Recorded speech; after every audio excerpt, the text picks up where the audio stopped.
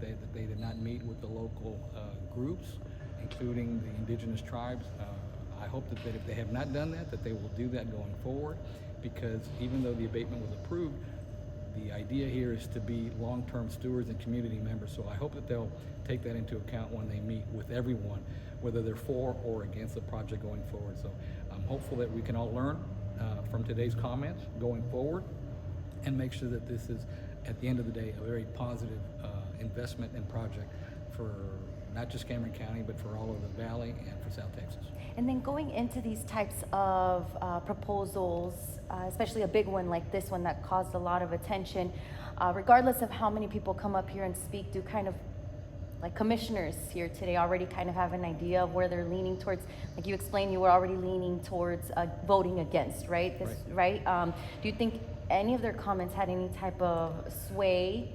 I know they may not think that it did, but the reality is when you compare the abatement agreement that was reached with Next Decade from 2017 to the one that Texas LNG that was approved today, it's a very, very different agreement. I think the county learned from the earlier agreements in order to protect and get a bigger investment and less of an abatement, let's say.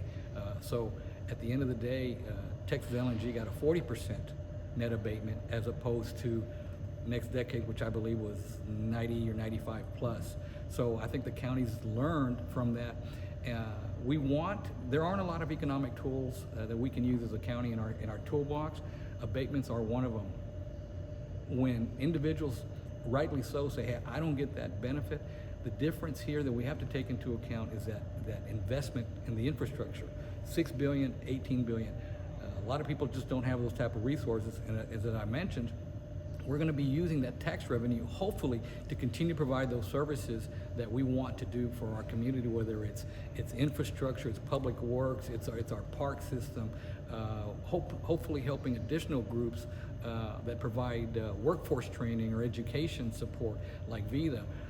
These are things that I think we're all learning as we continue to move, and if we have additional revenue and we're able to maintain and or lower our tax rate at the end of the day, the idea is to continue to make Cameron County the most attractive place, both to come and invest for your jobs, for your industry, and for a quality of life for the people who live here and those people that continue to move down here. And commissioners voted for, top reason being that because of the economic impact, or because of the jobs coming into the area? Obviously, I can't speak for the individual commissioners, but all of those aspects of it, the economic impact, the jobs, the future tax revenue, the pilot projects that the Commissioners Court will be able to use on specific either precinct-related or county-related projects, quality of life, public works, whatever it may be. All of these, I think, are reasons why they supported the passage of the abatement. And what was your top reason for voting against, or maybe two top reasons? As I said way back when I was first running for the office, my belief was that these entities were already committed to the area and to the region, and I think we were kind of bidding against ourselves. But by the same token, I'm glad that they're here. I'm glad that they're committed, and I want to see them live up to their commitment to the area and the region, because investments of $6 billion and $18 billion, they just don't happen overnight. A lot of communities would love to have these companies investing in their backyard and the job creation that it's creating and making, both for the short term and for the long term. The ultimate aspect of it or impact, we want to make sure that they're good stewards, they're good community members, and they don't impact our environment in a negative way.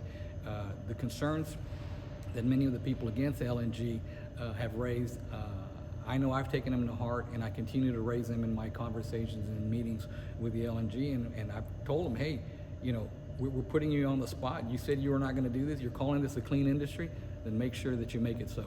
Okay, and then when you're talking about like these tax abatements, if they weren't to be approved today, what kind of downfall or what kind of impact is that to Texas LNG? Well, I can't speak for them, but obviously they may say that at the end of the day that financing or lack thereof of the abatements could impact their financing model, and they may not be able to move forward on investing in the project. So that's a concern, but We think that obviously this was an agreement negotiated.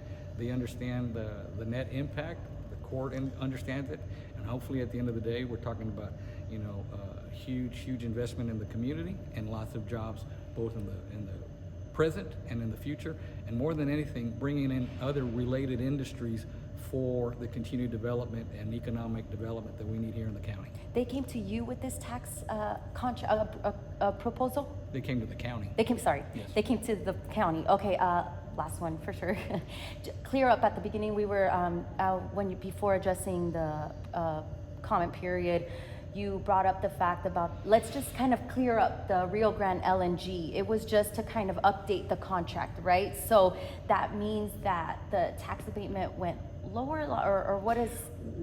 The way the original agreement with Next Decade was approved, it called for, you know, payments during the abatement period.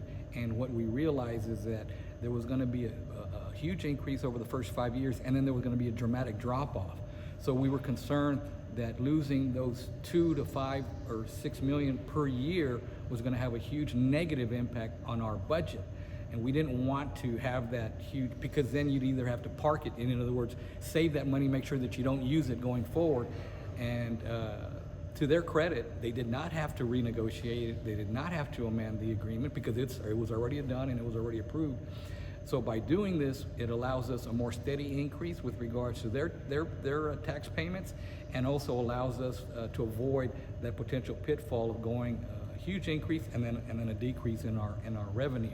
So, and at the same time, we actually ended up, we're going to collect an additional $1 million as a result of that renegotiation. So I think people have to understand, Next Decade did not have to do this. They could have said, hey, our deal is done, we don't have to touch it, and we would have been, our hands would have been tied.